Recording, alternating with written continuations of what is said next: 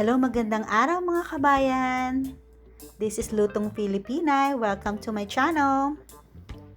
Today, isi-share ko po sa inyo ang aking recipe for lumpiang bangus.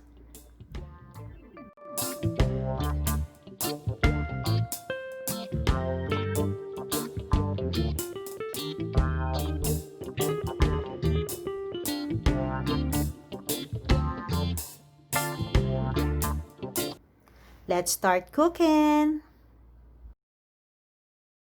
First, gumamit po ako ng isang baking tray. Nilagyan ko na po ito ng parchment paper or aluminum foil. Anything na available po para sa inyo. Para di na po tayo mahirapang maglinis after. Then, gagamit po tayo ng isang large size na boneless bangus. Isi-season po natin ito ng salt and pepper. At i-spray din po natin ng konting oil. Then, i-bake po natin ito into 400 degrees for 20 minutes. After ma-bake, ayan na po siya. Pwede na natin siyang kainin. Joke lang. Next step po is pwede na po nating himay-himayin si bangus, kagaya ng ganyan. I-flex ko lang po ang pinaka-best part ng ating bangus, walang iba kundi ang kanyang belly. Pahingi naman.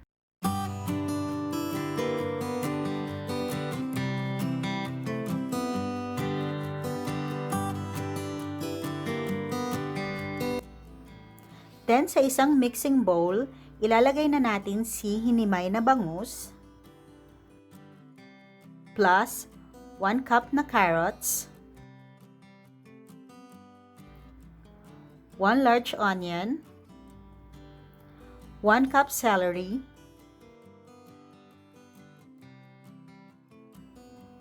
2 tablespoon na garlic,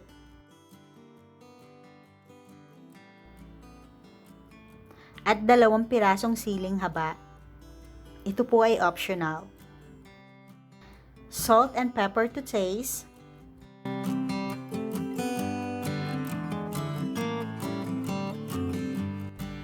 At maglalagay din po tayo ng half cup na flour.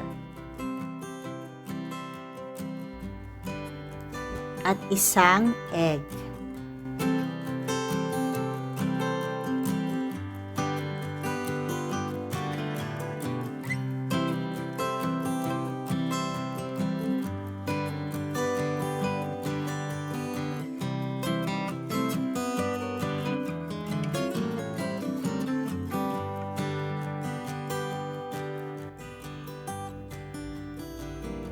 Ayan, hindi ba po napakaganda ng kanyang kulay?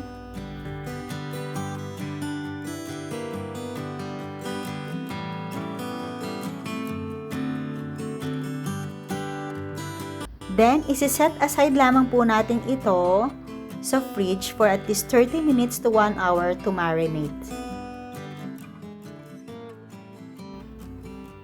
Then, after 30 minutes to 1 hour, maaari na po natin siyang ibalot. Gumamit lamang po ako ng medium size na lumpia wrapper. Pwede naman po kahit anong size po ang gusto nyo. This recipe is for those who wants to eat a different kind of lumpia para maiba naman paminsan-minsan. Ideal po ito for potlucks, parties, or simply because you're craving for something crunchy and salty lumpia. Mainam din po ito para sa mga bata na ayaw kumain ng mga gulay at mga isda.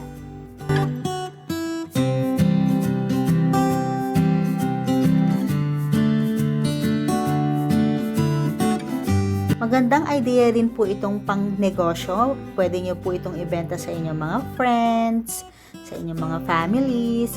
Ilagay nyo lamang po ito sa freezer. Good po ito for 2 to 3 weeks.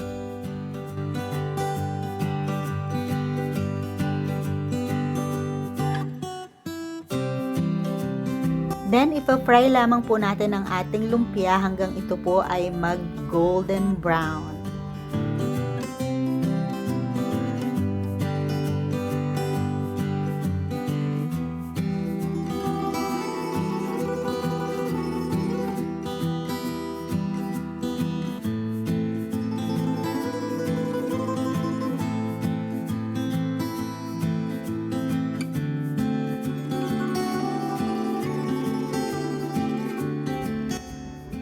Kung nagustuhan niyo po ang aking recipe, huwag niyo po sanang kalimutang mag-subscribe. Salamat po. Hanggang sa muli.